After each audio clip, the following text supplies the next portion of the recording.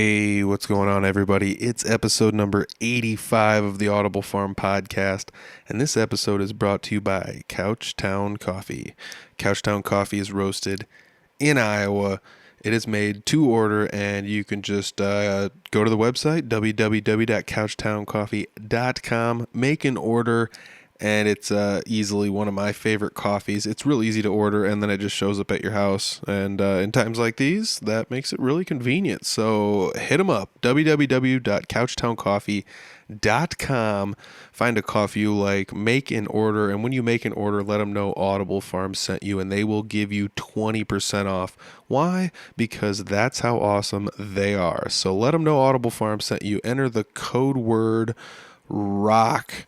The code word this week is ROCK, and it'll save you 20%. Why is the code word this week ROCK? I will tell you why. Because this week, I've got the host of the Regional Rock Hour back in this week. It's Mason. Mason's coming back, and we discussed some things over the internet, because that's probably the easiest and only way I'm going to be able to do some podcasts for the foreseeable future. But luckily, it works out pretty well when it gets done. So, hey, this one's really good. We sit down and we talk about how things have changed for both of us since the coronavirus thing has happened, and there's a lot of social distancing going on.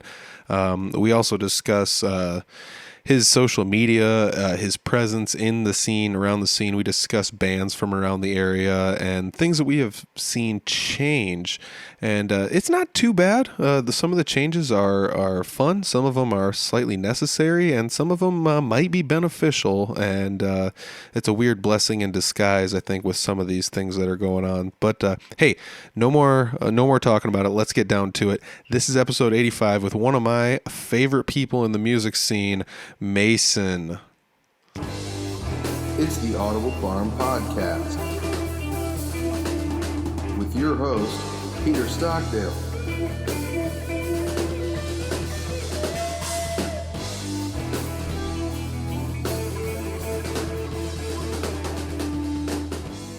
All right, sitting down today once again with Mason. Mason on air. You work at the radio station that is in the Fort Dodge area. We're 92 Rock. You guys recently rebranded everything there.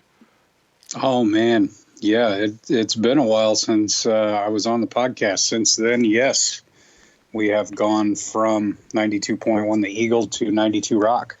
Yeah, and how has that changed everything for you over there? Has anything changed severely, or is it just mostly music, or what all has changed?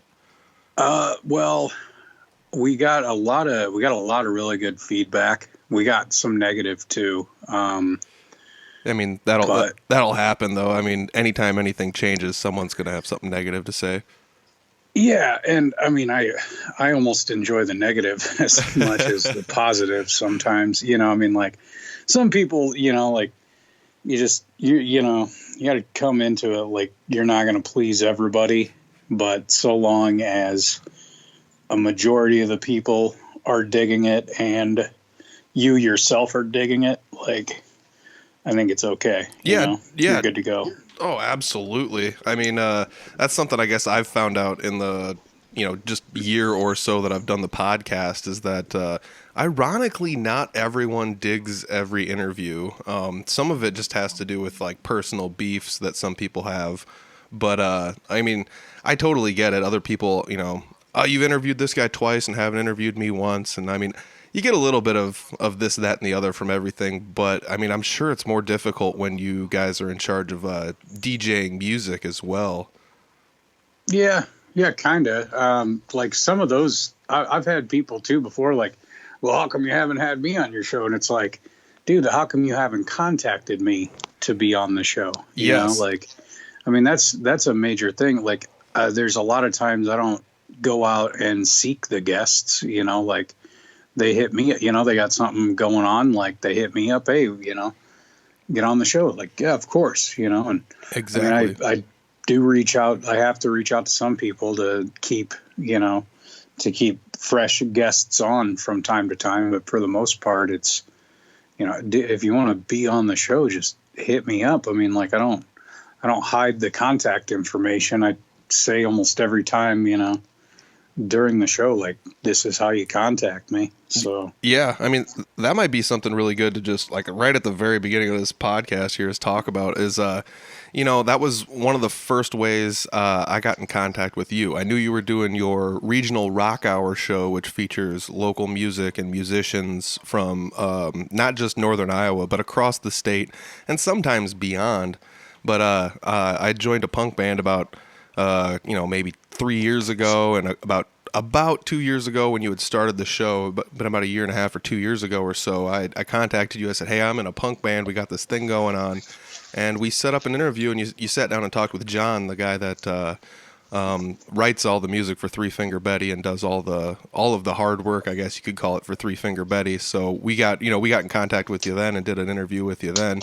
And I think that's probably the most important thing is maybe don't wait for Mason to hit you up. Hit Mason up. I mean, it's tough to keep tabs on literally every single person in the music industry and trying to figure out what they're doing. I mean, even on a local level, whether it be, someone from Fort Dodge area or someone from Des Moines or across the state, it's tough to keep tabs on everybody.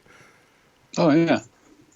Yeah. And I mean, especially it's going to be a lot tougher now because a lot of times it would be, all right, how do you check out new bands? You go out, you see them live. Yep. And, and then you talk to them afterwards. That was how, that's how a few of like the bands from Des Moines that I play, like that's how those came about. And anytime there was a band that I hadn't seen before would come to Dodge, it's all right, make it a point to get out and check them out. And, yeah. So now it is all like basically just digital, Yeah, it's definitely that's how you got to do it. Get a hold of me. Yeah, it's super difficult now to check out new bands. I mean, a lot of bands are putting out a lot of online content, but I will have to say you're not one to shy away from going to a show, whether it be in Fort Dodge or I've seen you post going down to Des Moines to support Fort Dodge bands or people from the area, and you're going to check out a handful of other bands. I mean, you're always at shows. I like to say I'm at shows a lot, but I think you might actually go to more shows than I do. I was really trying there, and I was picking up a little more steam. Like I was making it more of an effort to actually go to like Des Moines in particular, mm-hmm. and go like kind of immerse myself more in their scene. Mm-hmm. And, that was kind of my plan for 2020 was I was going to see as many bands as I could. And I was going to take at least one photo of each band so that I would have like, memory mm-hmm. of that. No matter what ends up happening later on in the night, brother, I got, yep. at least, just the visual callback to it, just helpful in remembering everyone I saw. But yeah, no, that was kind of my goal for 2020 was to do that, and then it really sucks. Yeah, no kidding. But, I wonder, has this taken any effect on the amount of guests you would have on the regional rock hour? I mean, usually your show, you try to coincide it with like somebody's album release or EP release or a show they have coming up or something like that. Is this kind of conflated a little bit of how you do things? Is it kind of thrown a wrench in there at all? I'm not able to promote the live shows besides, the live streams. Mm-hmm. So, I mean, there is that little bit of difference. We don't actually have people coming into the studio for interviews. Yeah. So that also another part that's kind of difficult. But, it's, you got to look at it to the direction. Everything was headed so much towards like, away from the physical albums and copies and stuff, mm-hmm. Like, so if, you're going to sell your music or you're going to give your music away for free and make your money, a lot of, merch, is huge. Yeah. I think. Yeah. That's like, as far as I know, that's one of the only ways any local bands make any money. Yeah. Like, so I think with the way that the scene is trending anyway, I mean, it sucks because I really love seeing live music, but virtually. I mean, with all the technical capabilities now, like, I mean, it's just, it's just a slight difference, I would say. Yeah, and it's really cool to see all these musicians putting together live shows in any capacity, whether or not it's just somebody with an iPhone set on a tripod and they're recording themselves in the corner playing a show, or I mean, I've even seen musicians. I don't want to say hijacking, but they've taken over venues, Facebook pages, and played live shows. Pseudo from the venue. I mean, they're playing from their house, but it's live from the whatever page, and it doesn't matter. I've seen them from bars. I've seen them from like benefit causes and things like that. I've seen them from everywhere, and it's really cool to see a lot of people reaching out to musicians to do things like that. Yeah, and it's a time now too where they really need each other. I mean, they always relied on each other before, Mm-hmm. The bars rely on the musicians for the entertainment to bring the people in, and musicians rely on the bars to pay them to Yeah. to live. Now, at least with this, people are tuning in to see the musicians, and they're able to let people know about, like, the restaurants that are doing, like carry out or whatever. Yep. It's normally like a cross promotion, like Yeah. Sneakers with like the Day Drinkers, or Tank Anthony, I think, is a couple that they have done since this all started. And basically, it's a great way to cross promote, especially with the virtual tip jars. Oh yeah. So it's really a win-win for everybody. Like, people are still getting entertained, getting to see the live music, getting their requests out there, because a lot of times it's, hey, drop a request in the comments, and and they're doing the shout outs. People are still digging it and enjoying it, and a lot of times you still see a lot of live viewers as they're going. Yeah. So, I mean, it's quite possible that you'll have more people watching you online than you have show up to your club show, Yeah, that's like, I mean, the weirdest blessing in disguise about all this is that is a very distinct possibility. yeah, like, oh, I'd really love to check out your band, but I gotta be in bed by 10 o'clock, or a lot of times people just don't want to leave the house, and Yeah, and now now it's a whole new audience. yeah, now nobody can leave the house, and it's kind of crazy though. Everyone's kind of locked in on Facebook or Instagram or wherever they're at, and people are going live sometimes from from Facebook and Instagram and YouTube and Twitter or wherever they're going live from multiple different accounts, and it's kind of neat because, like you said, I'll be scrolling through on a Friday night and be looking around at some of the stuff that people have going on. And you cruise in to see what Jeremy Ober's doing this weekend or who he's playing with, and it's like, holy cow! I mean, Jeremy's got 36 people sitting here watching him. And the other cool thing is to watch. Some people have nice home theater set up, so they'll be like, dude, I got this 70-inch TV with the tower speakers next to it, a huge system, and they're pumping Tank Anthony band live in their living room, and it looks amazing. It's cool stuff like that to see, is kind of how it's all mixing together way better, I bet, than a lot of people thought it ever would. Yeah, but it's something that wouldn't definitely be possible without how we're internet and technology, all the apps now that you're able to go and do this through is just nuts. Yeah, it's really crazy. I mean, even as far as like, I feel like in the music industry, there was a lot of people that were very, very popular around the area that didn't have a very good presence online in their social media area. And I guess one thing I always wanted with the podcast was to help promote anybody's social media accounts they have for anything they got going on. For example, you've got Mason on Air. That's on Facebook. It's at On Air Mason. That's your Facebook page for your account there, and it's really fun to see some of the stuff you post, whether or not it's you got like Bill Withers and Joe Diffie on here. You got some stuff from them from when they recently passed and things like that. And you're always kind of keeping everyone abreast about the stuff that's going on. And it's kind of cool to see that kind of stuff. And not only that, but you'll cross promote your Mason on Air page with either the Regional Rock Hour page or the 92 Rock page. And it's really cool to see all that stuff kind of cross promote and intermingle with one another. And like you said, without social media or some of the advancements in technology, I don't think this would have been possible. It's also kind of crazy to see some of the musicians really ramp up what they've got going on. I've seen a lot of musicians and people like that cleaning up their Facebook pages to make them really neat and organized, and setting up YouTube pages and starting to put videos on there. That's probably one of the coolest things, I think, is people setting up YouTube pages and things like that.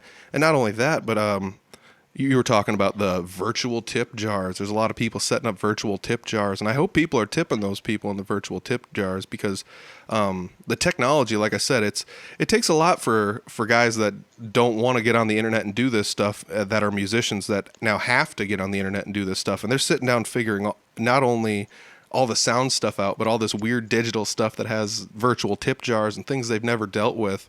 So it's cool to see everybody kind of clamoring together and getting this thing kind of organized and having the virtual tip jars sit out there. And if you like what somebody's got going on, tip them $1 or $2. You know, it's the very least anybody could do. Oh yeah, absolutely. I mean, that's there's a lot of guys out there that their only source of income is playing live music. So yeah, and with all the people that are out of work right now, considered the non-essentials and all that. Like, I mean, it's tough out there for them for sure. Yeah, I mean, go for it. A lot of those guys that are doing the, or say like playing live on the weekends. They've got their day job, and who knows how that's affected. I mean, there's so many different parts of all businesses that are affected right now that you just don't know. So anything you can do to help out somebody entertaining you like that, I mean, for sure, man. I mean, kick them a couple bucks. You're already spending $13-14 a month on Netflix, Yeah, so, exactly. Yeah, exactly. What's a couple more, Yeah, I mean, it's crazy to think that there's so many people willing to put out so much free content just so you can get a peek at them and maybe pitch them $1 or $2. And I mean, that's also the toughest part about this is, like you said, there's so many people out of work, or in some capacity, their income has been truncated, and it's tough to ask people for $1, or any sort of, or money, I bet, I get where everyone's coming from. It's a very odd, tough time right now for people, especially financially, for those out of work. So I guess if you don't have the money, enjoy all the awesome free content some of these guys are putting out. You can check out Mason's Facebook page, or the Regional Rock Hour page, or 92 Rock. I know Mason does a little bit of talking about those guys. You even interview a lot of those guys on your shows. So if anybody is looking for some new people to check out the Regional Rock Hour show, or check out the I guess you got the sneakers session that comes out on Wednesday usually, right? Yeah, Wednesday nights we do the sneaker sessions. It used to be I would have the artist from whoever would play Flip Night at Sneakers that night would come into the studio, and normally they'd perform a song or two acoustically, kind of little warm up before they go to Sneakers. And sometimes we'd flip a coin, sometimes we'd do something stupid, Mm-hmm. Now it's since we can't really do the performances, it'll be like I'll talk with an artist that has played there, or an artist that regularly does, Mm-hmm. an artist affiliated, and then play one of their songs to go along with the interview. Dude, that's probably one of the coolest things I've heard in a while, is the fact that you can, I mean, You have a local show coming up in Fort Dodge, and then the radio station that's local to the area brings in the musician that's going to be playing later in the evening onto the radio. It's like old school is what it is. You're bringing them in, you're talking to them, you're letting them play some songs, and then they pack up shop and head down the street. 10 blocks down the road or 5 blocks down the road to the venue at Sneakers, and they play a show down there. So you can give people a little sneak peek, a little teaser, a little taste of what's going on before they even, get to Sneakers. Or they might be like, hey, this is actually pretty sweet. You want to go to Sneakers tonight? And so they, squeak on down to Sneakers. That's a really cool idea, man. Oh yeah. Yeah. No. Yeah. And Sneakers, I mean, a lot of credit to them for just getting behind it. And it was, they kind of came to me and they're like, hey, we're doing live music on Wednesday nights. Like, what can we do to get more people here? And, it just kind of a little thinking on it. It's kind of what we were doing with the regional rock hour at times. Mm-hmm. The thing is, though, is that a lot of times with the regional rock hour bands, they're heavier. Mm-hmm. And like a lot of times the shows, too, that we'd be promoting would be on like a Saturday night. So knowing that the segment's on the same day that the show is, it made it a lot easier to book them. Yeah. Except when it came to like, there was out of towner, like Tank Anthony. Mm-hmm. There was a couple of times he couldn't make it. He's an out of towner. When he did come in, though, he brought 2 guys from his band. And originally it was just him that was supposed to be playing. Then he ended up bringing his whole band down, and huge party at Sneakers that night, Yeah. Oh yeah. And an excellent performance, in the studio. But it made it a lot more convenient. That and the fact that they were already they're already playing acoustic at Sneakers. Mm-hmm. Yeah. Kind of a derivative from the regional, just kind of a twist of another good idea into one, I guess. I think it's really sweet though, because I mean that gives you like 2 different avenues to let live music out. I mean, you can almost, if you really wanted to, just split it in half and be like, this is the stuff that doesn't require full band material, and that can be like the Sneaker session stuff, because a lot of times they do small bands and things like that, not gigantic full bands or like heavy metal stuff over at Sneakers. So you can kind of give everyone 2 different sides of the coin there and say, well, we got some of the heavier stuff that comes out on the regional rock hour on Fridays, but if you want to check out some of the other stuff around the area, you can check out, the Sneakers session or something like that. Oh yeah. Yeah. And it's, I've played like a Brutal Republic, like a heavy tune. Yep. It might just be Jeremy Ober at Sneakers playing acoustic, but I'll play a Brutal Republic tune, kind of flow in with the format of 92 Rock as well, for that Sneakers session. Mm-hmm. Because, you think hard rock, you don't necessarily think like Clint Riedel, Yeah. I mean, he's a bit of a break from format, but it's local, and it's, I don't know, he's got enough of a rock and roll attitude, I think. Oh yeah, like definitely. His music does. I think it flies, but. Mm-hmm. Yeah, that's probably one of the best parts about the local areas. You've got people that don't necessarily, you've got people that have mixed styles that don't necessarily, you can't just put them in one box and be like, Jeremy Ober's only this, or Clint Riedel is only that, or Tank Anthony Band is only this, because they span a really wide area. Clint plays everything from like folk to, you could damn near call it rock and roll on the acoustic guitar. His lyrical content is not always, the most folky kind of stuff, but I think when you meld all of that together, you end up with a very original musician. And that's one of the benefits of our area is I feel like everyone has kind of come into their own as of the last, 2 years or 3 years and really kind of let their own style fly.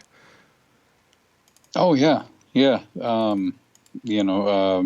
Jordan Reuter, I think, is a good example of that one. Oh yeah. playing guitar with Blue Ribbon Ramblers and doing like a little bit of solo stuff, and then he ended up forming Day Drinkers with Ferry, drummer, Yep. of course, from the Ramblers, and doing it more. And some of the songs that you hear the Ramblers play will be Jordan's, like that he wrote. And that really, like those Rambler tunes also, you get the full band together, and no matter whose tunes are playing, it sounds good. Yeah. But Jordan, like, he just he elevated his game, I think. Definitely. With the Day Drinkers and his and performing his own tunes, Yeah. But the first time I ever saw him, he was good, and it's crazy to say how much better he has gotten, over the last year, 2 years. I saw a video of him recently online. He's doing some like finger picking style stuff a little bit, and he's even doing some finger pick kind of stuff, but doing it with a flat pick. And he's doing all sorts of crazy stuff. I've seen him bust out a trumpet on stage, you name it.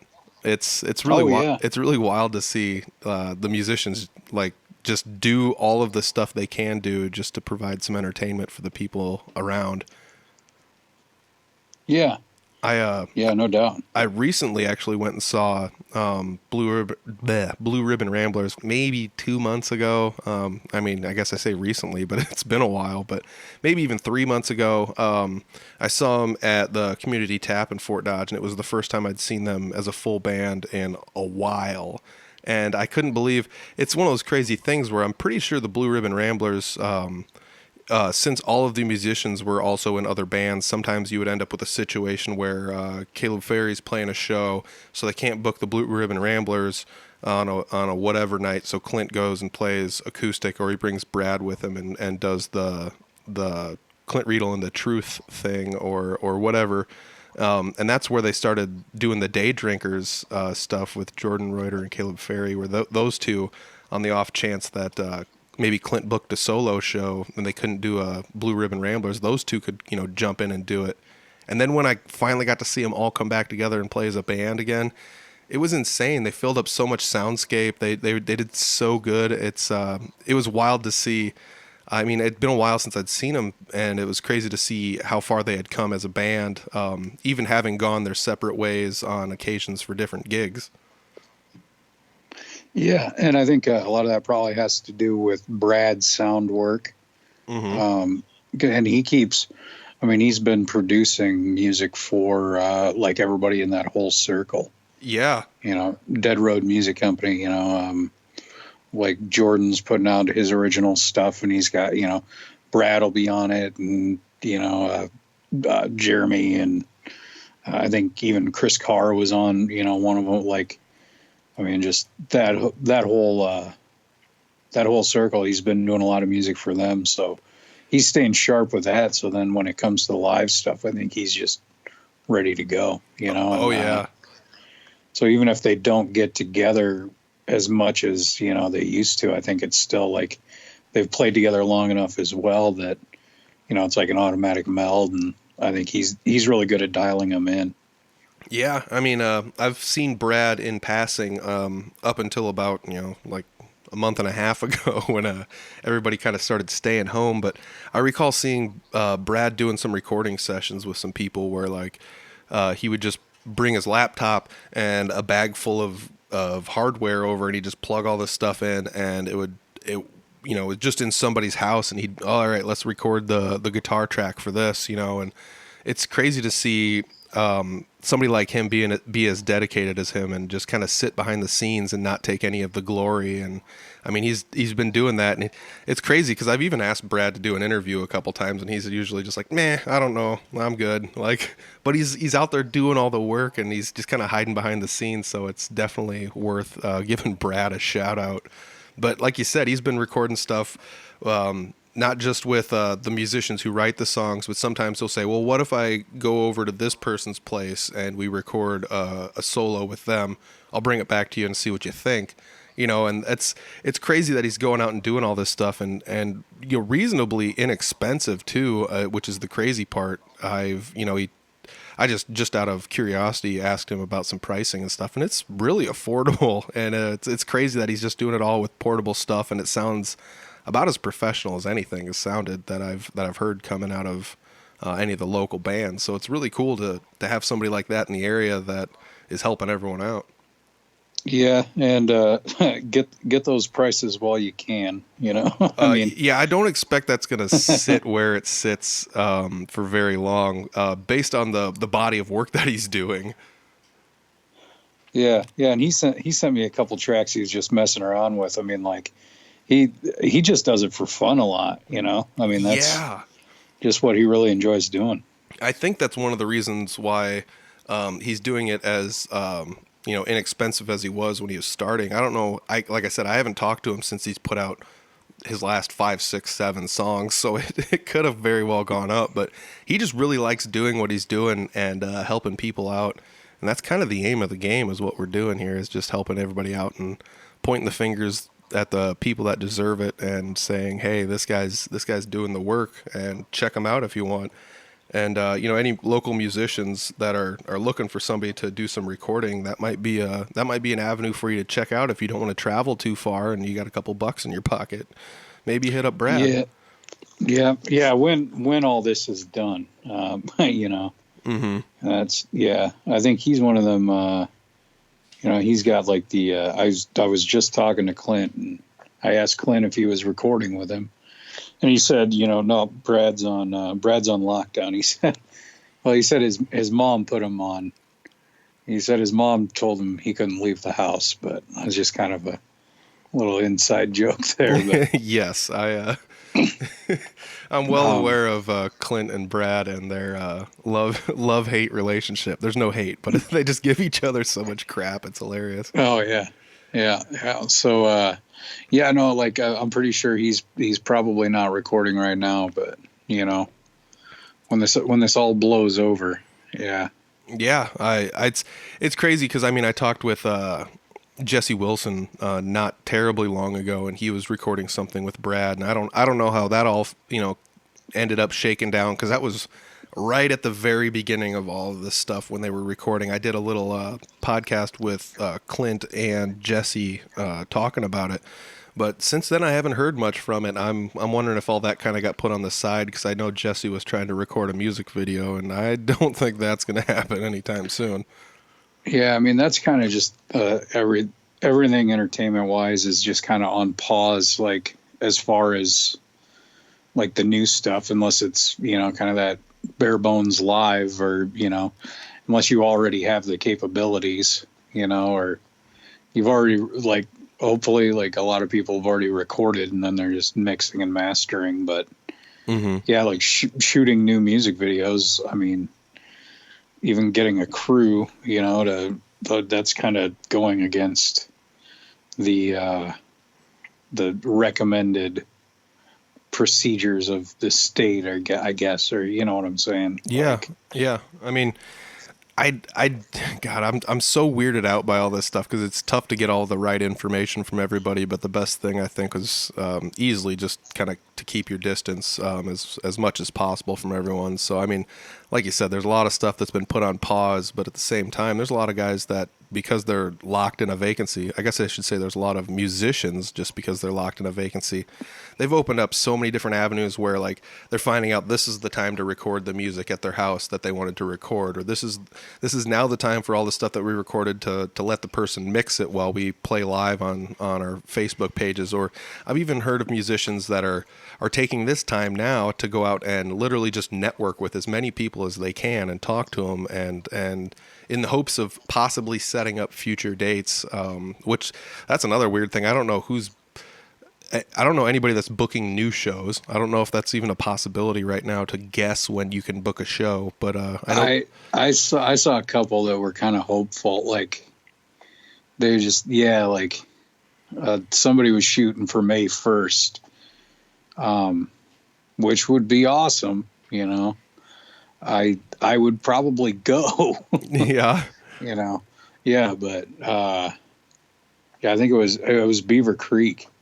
Yeah, that'd be I think we should. Yeah, that'd be they were such shooting for May 1st. that'd Yeah. be such a tough one to make May. I mean, that's only a couple weeks away. It doesn't like from where we're sitting now. Oh, It almost doesn't seem possible. oh, not even. Not. I mean, like, not even. What we're. That's like a week away. Like, yeah, that's next week. Yeah, Or, just over a week away. yeah, but I think it was like a week ago or so that they booked it. I mean, like, there's new info every day.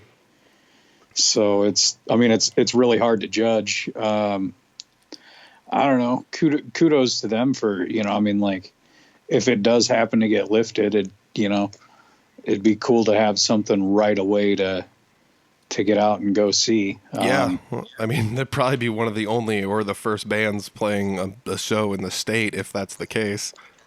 Yeah. And I mean, I always enjoy checking out Beaver Creek, like they play a good range of classic rock and a little modern rock and everything. They got a good variety. Oh of yeah, music. yeah, definitely. So. I know. I've seen Chip online taking requests from people, so I know he's polishing off his chops there, and he's getting everything.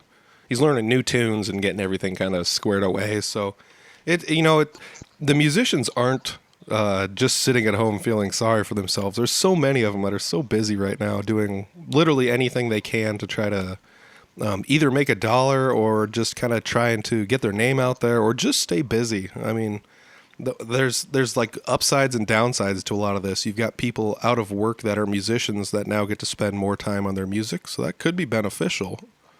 Well, I think we're going to get a lot of like kind of quarantine session albums. Yeah. I think there's going to be a lot of, all right, I wrote this one when we were in quarantine, like mm-hmm. I could see it becoming a major trend, like, but I don't know. I kind of hope it doesn't, I don't want to see a whole lot of that, but yeah, it just seems like this is a time that it would be to write music, but where's the inspiration? Yeah. I mean, that's kind of being motivated to do so, like, especially for the people that are, like solo, like say you're laid off work and, you don't have a significant other or a family or anything, Mm-hmm. I mean, that shit can get pretty tough, but. Yeah, I mean, I was listening to some comedy podcasts. The comedy podcasts were talking about that stuff too, and they said, you can just imagine there's going to be a million comedians out there talking about coronavirus jokes, as soon as the comedy stores, and the comedy clubs all open back up again. That's all you're going to hear is comedians, oh, coronavirus this and that, the other. But at the same time, like you said, where's the availability for any inspiration coming from anywhere?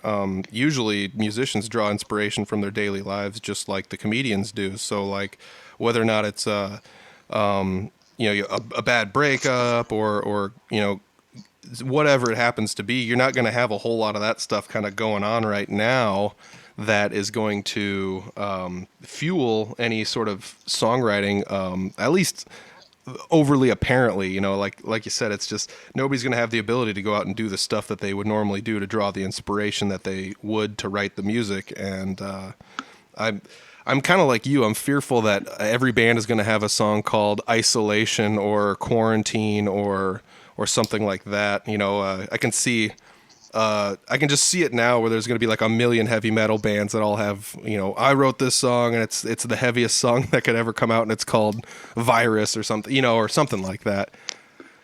Yeah. Yeah. I mean, it's almost too like shitty to write, Yeah. It's almost like a hacky joke, but at the same rate, like, you could end up with a baller hit, sitting in quarantine. There's a decent amount of stuff you could draw from this that could, draw some sort of inspiration on an internal level that other people can relate with. But like you said, I feel like the coronavirus thing has been run down into the ground, and everyone's kind of. I mean, you go online, that's all you see is memes and jokes and all this other stuff and information about it. I feel like everyone, when it's all over, is going to want to break from it. Yeah. Yeah, that's no doubt. Like, I'd like to see a Lord of the Rings type band or something, like just a total like fantasy metal band or something, Hmm. like completely out there, like ICP, Oh like how yeah. they're just total like characters, and like I mean they're two dudes named Joe, but they put the face makeup on, and it's completely like just like out there, Hmm. suspend disbelief Yeah, type. yeah, yeah, yeah.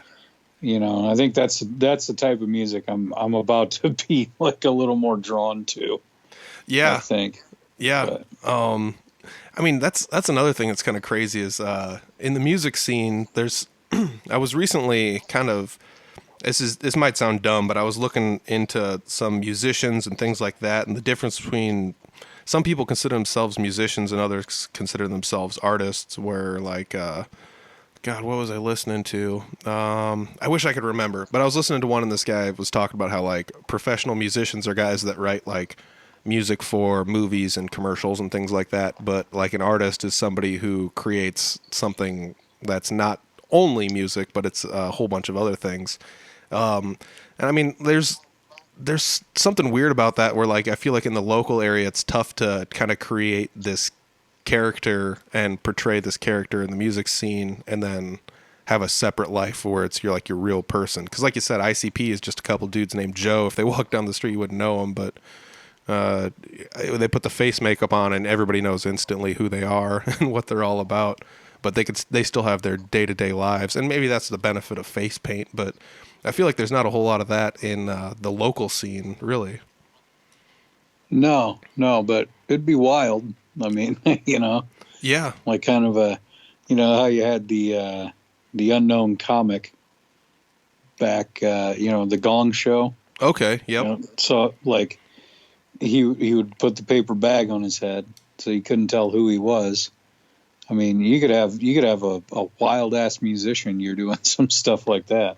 Oh yeah, definitely. You can probably get away with a lot more than you would if you didn't have a bag over your head. But still, it's weird because there's like the local scene. Everybody kind of knows each other already, so you're not really going to be able to hide from anyone. I don't feel like if even if you try to have a persona that's hidden.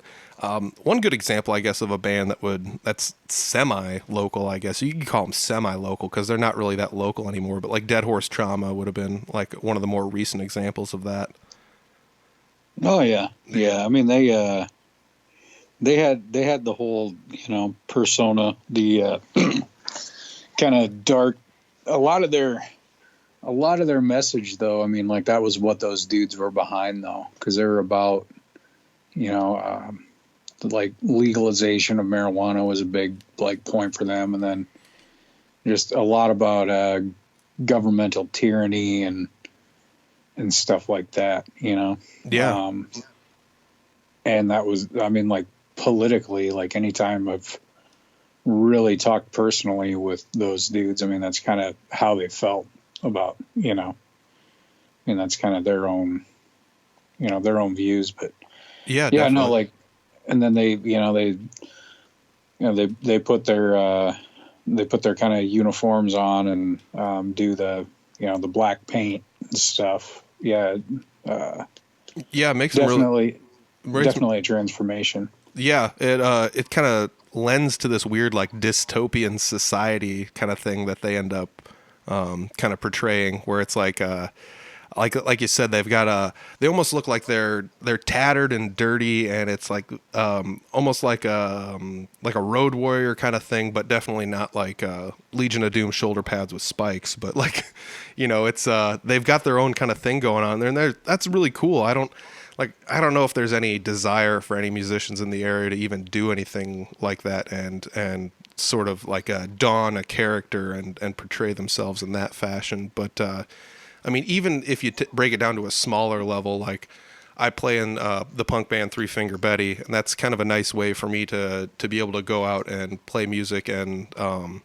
sing backup vocals, and it's not like I believe every single thing that we're saying up on stage and stuff because I don't write all the music, but it is a nice way for me to be able to go out and cut loose, even though I am a little bit I guess you could say cleaner cut, generally speaking. I'm not going to go out and let my political views out, but I'll play in a band that does, just because I don't know, why not, you know? Oh yeah.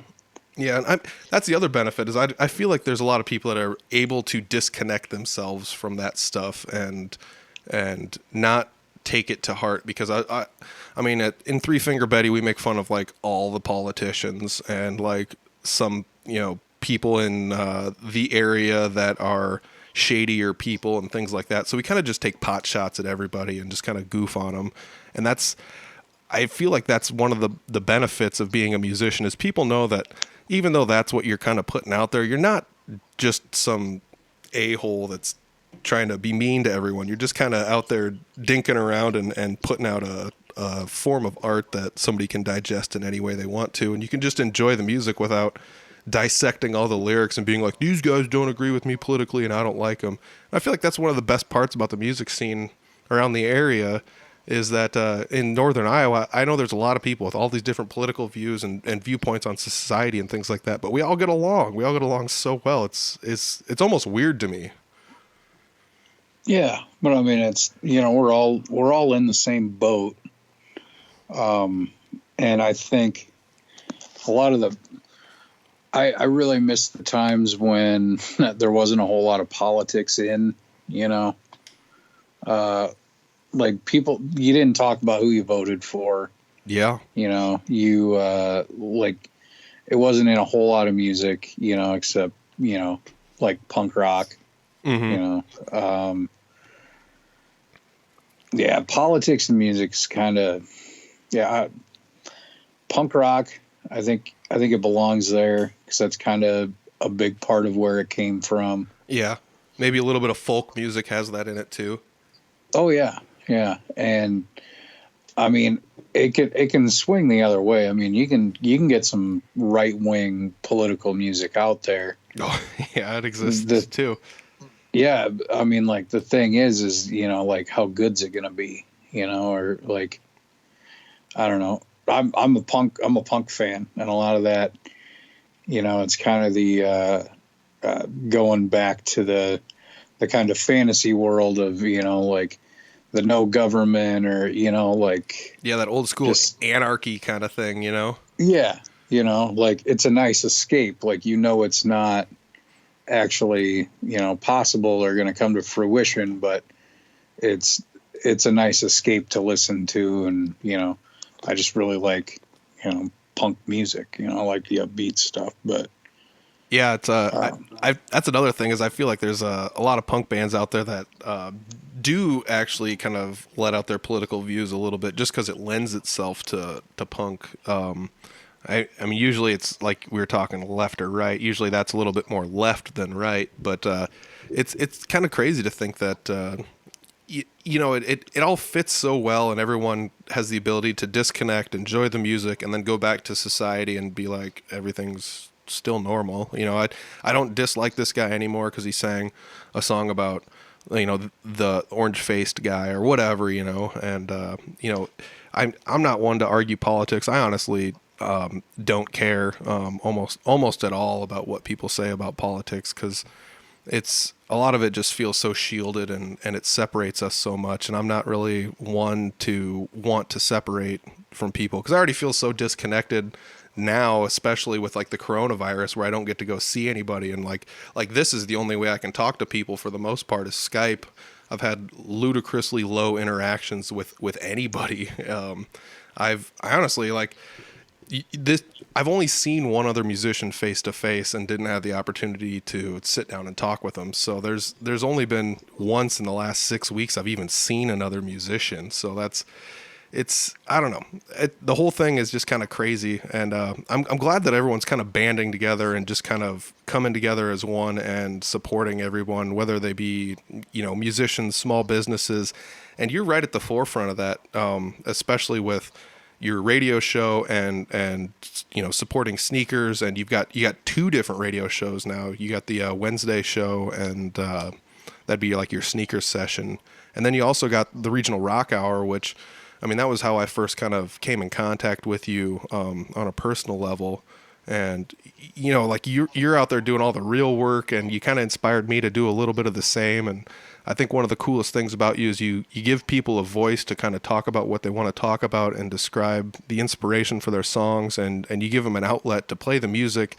that's not just hey, you have to hunt it down and try and find it. I mean, you're broadcasting on the radio to everyone within any distance that they can reach the radio tower. I mean, we're talking like 60 miles any direction from where you're sitting. People can hear you as long as they just flip the radio on to 92.1.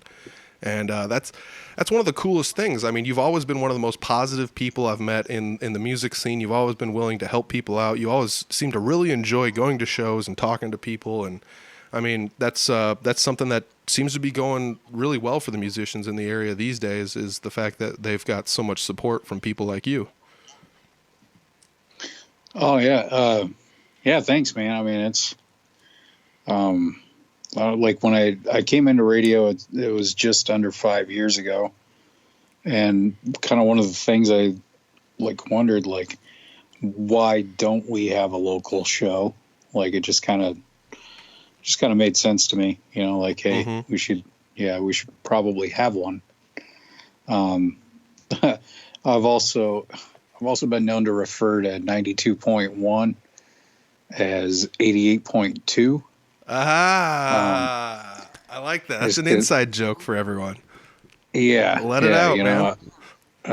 88 won the point. I mean, KICB, I got my start there. I went back there after years and years and, finished up, got my degree. And then when I went to 92, it was, there's a lot of people in that building that went to KICB or, taught at Iowa Central, in the broadcasting program. Yep. And I was like, we used to just have fun on 88. Like, why not just, you have a dumb idea, go with it. If it sucks, drop it, Yeah. Yeah. You got a good one. Let it ride. I mean, it's just kind of one of those things if you let loose and have some fun, some good stuff will come from it. And I mean, I've made a lot of good friends along the way doing regional rock hour, that's for sure. Yeah, I feel like that you said it all right there. Is if you want to try something new, you might as well try it, because you don't know how well it's going to work unless you try it. So, I mean, to anybody looking out there, I want to start a new band. I want to write this kind of a song. I want to try this on my Facebook page. I want to go live from YouTube. Just try it out. You never know what's going to happen. It could be really good, and if it doesn't work, just drop it. It's not like there's any harm done, and I mean, that's definitely some beneficial advice for everyone.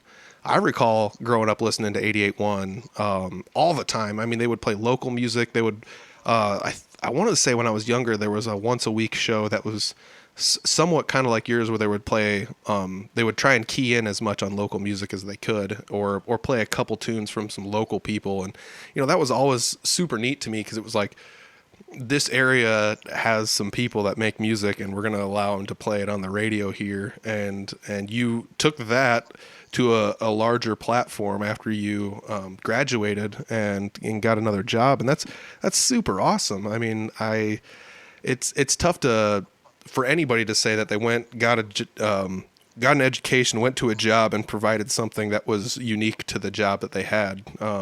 Like you said, at 92.1 they didn't have a local show. 88.1 doesn't have the broadcast range that 92.1 does, doesn't have the reach that 92.1 does. So, I mean, you provided a really good source for people, not only as fans, but as musicians themselves, to get in touch with their peers or find new music they enjoy. Yeah. Well, and, the people that, submit their music to 92, I hope that they are submitting it to 88 as well, and, I mean, send it out. If you're in Iowa, send it to, the other stations. Laser does something. Rock 108 has a show every week. You know, at least last I knew, Where's Rock 108 out of? They're out of Cedar Rapids, Cedar Falls. Yeah. I know there's one in the Quad Cities that does it as well. So there are a handful of places that will play local music on the radio. So if you want, I mean, you could hunt them down. I've tried my best to contact as many radio stations as I can, but believe it or not, radio stations don't really want to hear from podcasters, as it seems. So a lot of my discussions with them don't go much farther than me sending them a message or an email and them never responding. But if you're a band, I bet they'd take a little bit more kindly to you. Yeah, yeah. That's for sure. And I mean, like they've got actual people that, do certain stuff with it. Like, I don't know if there's anyone at 80. I mean, like, I really don't know about KICB. But yeah, I mean, like they're a weekly 2-hour show even on Rock 108 Sunday nights. I mean, cool. Yeah, competition. Yeah, go ahead. I mean, send it off to them though. I mean, like that's kind of, everybody around here. I'd just rather them have a wider range.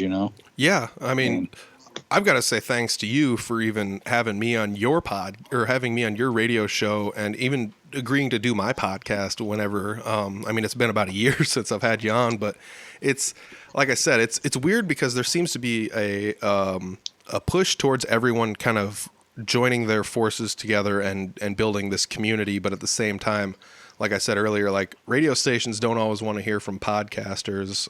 And I get it.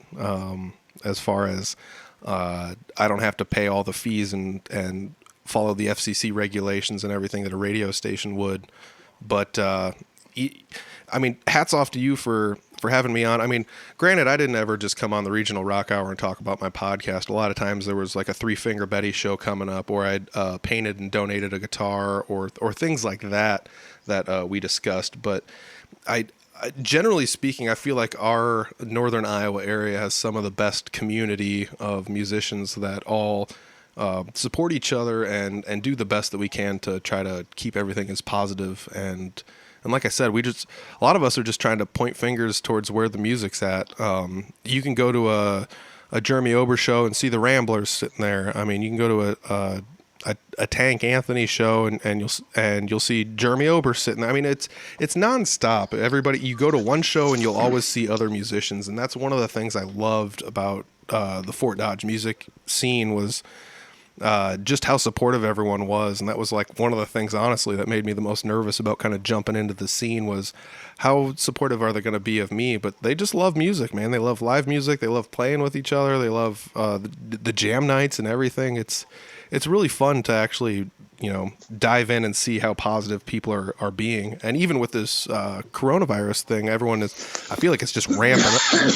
Bless you. I feel like it's just ramping up, and just getting crazy as far as people supporting one another. And I mean, it's kind of the time we're in where everyone kind of has to a little bit, but at the same rate, it's really nice to see. And, you're still doing stuff on 92 Rock when you can. I'm sure you're isolated from actually showing up in a studio and doing studio stuff. Yeah, when I am in there, it's, nobody else is in there. Mm-hmm. And that's just, like our corporate guidelines, were basically, everybody stay out. They wanted to go bare bones skeleton crew. And then, a lot of it's just working from home. So yeah, I've seen you putting videos up from home. Some of those videos are awesome, dude. They make me smile when I see you. I mean, there was one of them where you reiterated a few times for people to wash their hands and, just things like that. I'm totally digging that. I've always enjoyed watching videos of you going live. I feel like some of it has to do with the fact that your radio personality and the fact that you're very good at speaking on a camera or in front of a microphone. It comes through very well as far as I don't want to say believability, but you're going out there and you're just saying like, hey, this is what I have to do because I can't actually go out and do stuff. So we're, just stay at home, wash your hands, pet your dog, just things like that. you get to see like little glimpses of people's dojos. You know, like you've got the one room with, it doesn't look too much different than the studio. You got posters everywhere. You got all this memorabilia and cool stuff all over the place. It's really neat, man. Yeah, no, that's actually the room I'm sitting in now, and Nice. that was kind of how we designed how we designed the 92 Rock studio. Was like I told Kurt, I was like, we should probably put a bunch of posters and shit up on the wall, and he's like, yeah, we got this shelf here. We should probably put a bunch of toys on it and put, like, Yep. if you saw Kurt's video, like Kurt had a wall of the pop vinyl figures. Yep. And holy shit, yeah, man, he had a lot of them. And I mean, like I collect toys too, not to the extent that he does. I have like quite a few like wrestling action figures and stuff like that. But yeah, holy cow, man, yeah, his collection's wild. And then if you're in the 92 Rock studio, you'll see it's a bunch of band posters, and then he's got like comic book posters and some wrestling posters and stuff too. And yeah, it's so that 92 Rock studio was kind of designed after your little man cave at your house then. Well, yeah, and just, I mean, kind of any like room I had as a kid growing up, I mean, like, oh, nice.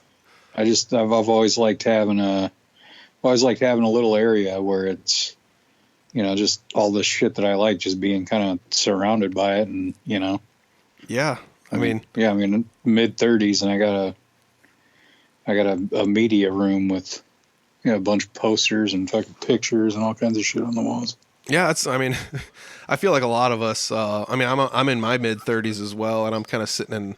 I've got the same thing, except my room is guitars. I've got a couple guitars here and an amp and things like that. So it's not terribly different. I don't have too many posters hanging on the wall as I peek around the corners here, but that was always one of the fun things, was going to the studio and talking to you on the Regional Rock Hour and sitting in there in that environment. It felt like you'd always see those pictures of dudes in radio stations, and like you said, they're just all decked out with all this cool stuff. And sometimes guests would bring in little knickknacks or toys or things like that for the DJ as a way to say thanks. And those would also get adorned on the walls or hung on something. And I mean, you go into the 92 Rock studio to do the Regional Rock Hour, and you get the full environment of being in the studio and seeing all that cool stuff on the wall, whether it be from your favorite bands or people that have stopped by or shows you've been to and things like that. I always thought that was one of the coolest things. It felt like the big time, man. And it definitely is. 'Cause, for this area, like I said, you've done such a due service to the area by starting a radio show that, not only talks to the musicians, but also plays their music. Yeah. I mean, and I was just kind of why wasn't anybody doing this before type thing. Yeah. Yeah, makes sense. And you're the guy that's been doing it for almost 2 years now. Has it been over 2 years that you've been doing the Regional Rock Hour? Actually, it's been just over 3. Last week was the... Holy cow. Yeah, I think it was a week ago was the 3rd anniversary of the first show. Oh, man. That goes to show you the moxie that this man has. I mean, I've only been doing this for my podcast. I've only been doing it for about 1.5 years now, and it takes a lot to do it every single week, to find guests, to get in touch with people, to do the research and things like that. And hats off to you, man, because you've been doing it twice as long as me. Bringing in people every week. There's barely ever a week where you don't have somebody live in studio, and that's been one of my favorite things, is the fact that, even if you don't have somebody live in the studio, you're savvy enough with radio and editing that you can really make it sound like somebody is there in the studio with you. And that's also one of the beautiful things about your radio show is you have all the production available to you to do all of the things you want to do. And not only that, but you're pulling it all off beautifully. Oh, thanks, man. Yeah, no, it's a fun gig, that's for sure. Yeah, man. We've covered about an hour here already, which is crazy because I mean, the time just flies when I sit down and talk to you, and some of that has to do with the fact that you're on the radio and you're easy to talk to and you're a great guy. And, I just want to say thanks once again for doing the Regional Rock Hour every single week. If anybody wants to contact you about Regional Rock Hour stuff, what would be the best way to get a hold of you? Facebook, email, 92 Rock page, the Regional Rock Hour page? What are we thinking? Probably, well, either the Mason on Air Facebook page, messaging there, or email is very easy to josh.mason@alphamediausa.com. Awesome. Josh.Mason at Alpha USA. Josh.Mason. I'm writing that down because I'm going to put it in the description section down below. If anybody's listening to this, you got a show coming up, in the summer or later, or maybe you just got a new album or a new song coming out or something like that, hit up Mason. Mason's the man. Mason is, you've played stuff, like I said, from across the state. You've interviewed people from across the state, whether or not they're playing a show, but usually you try and tie it in with something that someone's got going on, whether it be an album release, a show coming up locally. Like I said, there's no shows coming up locally in the near future at all. But hit up Mason if anybody's got anything they want to discuss or any new music they got coming out. I see, in the last handful of weeks, there's been new stuff that's been coming out. For example, let's see here. Flash Mob Suicide, some MGCC. Cool. That's awesome. MGCC. All Things Lost, 22 Salute. I mean, you're playing stuff from local bands all across the state. And you're doing, like I said, once again, you're doing a due service to everybody. So I highly suggest everyone check out Mason online. Once again, if you're on Facebook, that's @OnAirMason. And while you're there, make sure you go to @Regional Rock Hour and give his show a like. Not to mention, I mean, we should also probably plug 92 Rock's Facebook page as well. If anybody wants to see what that's all about, let's see what we got here for the 92 Rock page. You guys got a lot of likes on there. It's just @92 Rock. Easy to know, easy to remember.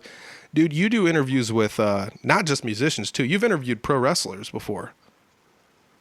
Yeah. Last December, the Royal Rumble 2020 champion and now current Universal champion, or WWE champ, Drew McIntyre. That was a fun one. I've done some indie wrestling guys too, but yeah, no, I would say that Drew McIntyre one was a fun one. Yeah, so everybody dig that baby up. Go find it. Check it out. I love hearing you on the radio, Mason. I love seeing your interviews. You're easily one of the busiest man behind the scenes doing the work. So huge shout out. I'm going to drop everything in the description section down below. So scroll down, like all the pages, contact Mason if you got some music.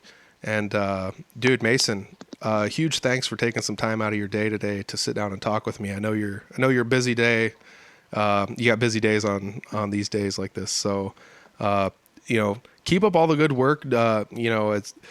Stay safe out there. You're doing awesome, even from a remote location. So I don't know how you're pulling it off, but just keep up the good work, man.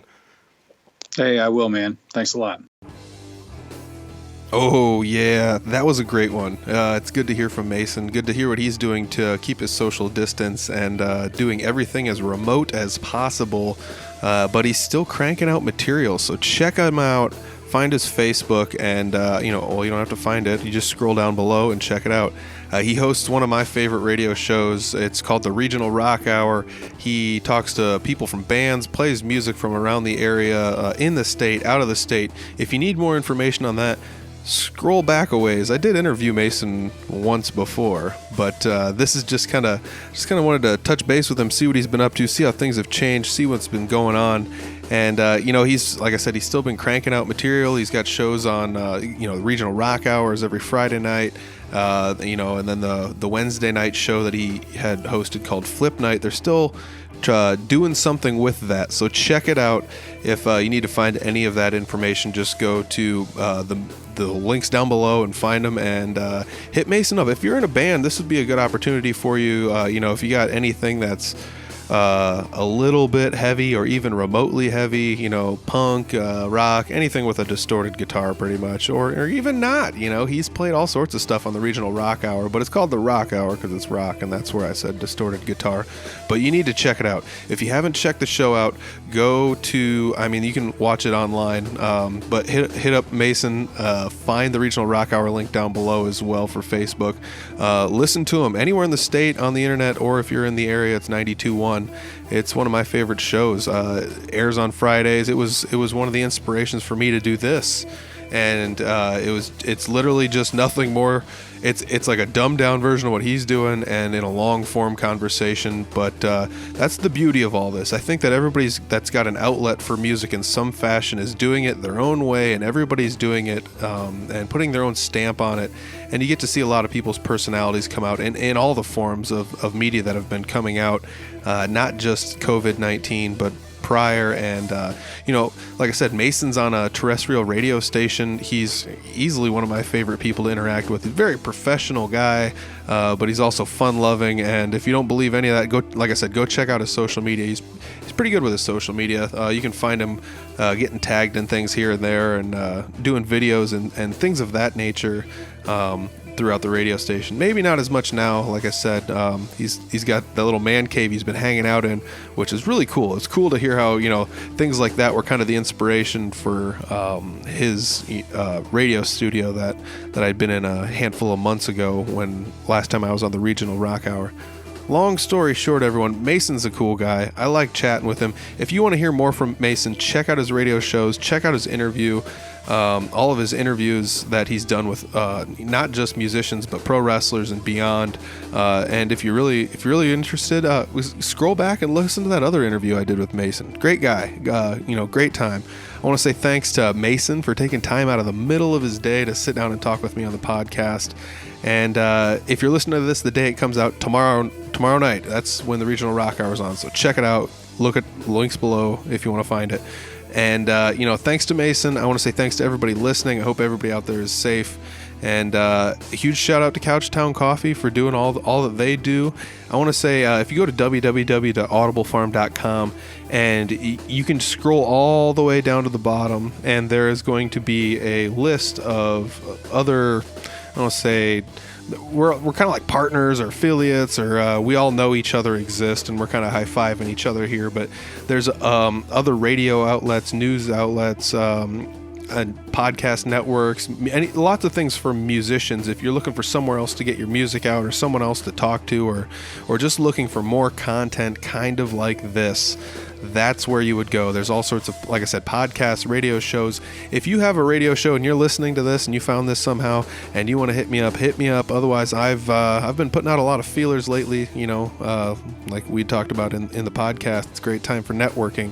But I've been trying to network with as many people as I can to kind of grow what I've got going on there. I want to just have a place where musicians can go and just hit up a handful of people and say, hey, here's what I've got going on. Check it out, and they can help you spread the word. So, hey, audiblefarm.com. We've got all sorts of stuff there. There's also a contacts page. If I can line up an interview with anybody, I will do my best to get it done. Everyone's schedules are so weird with this coronavirus. It's weird because people are ridiculously not busy, but at the same time, lining up a schedule is difficult. Some of that probably has to do with families and things like that. But it's kind of crazy. But that's just how it's been going. And like I said, if I can line up a time with people, hit me up. I haven't been doing the best at keeping track of the emails that have been coming in. I know I've missed, I think 3 of them. So, hey, I know some people have hit me up and I did not contact you back. But I will be doing that in the upcoming week. Hopefully I will get a handful of interviews in from people that I don't know. I mean, that's some of the funnest part about this is meeting new people. And not only that, you kind of get to know these people and become friends with them. And that's kind of what I'm hoping to translate to you guys and just show you that everybody that I'm talking to is just regular people. They just like doing what they're doing. And if you like them doing what they're doing, go ahead and support them. Go to their Facebook pages, share them with people, invite them. And that's something I've been seeing going around lately is a big thing for small businesses to to share and invite people to their page. And if you like the page and you really want to help out, you can just click the invite. And that's it's been yielding quite a bit of likes and attention from a lot of people. So I really appreciate everybody supporting all the bands and all of the entertainment and arts and everybody I've interviewed, going to their Facebook pages, checking them out, listening to the interviews, getting to know some of these people that are providing the entertainment dollars in our area. So, huge shout out to everybody that's listened, that's supported, and, keep it up. I really appreciate it. I hope everybody out there is having a safe and wonderful time while attempting to keep your social distance. I will check you next week. Peace.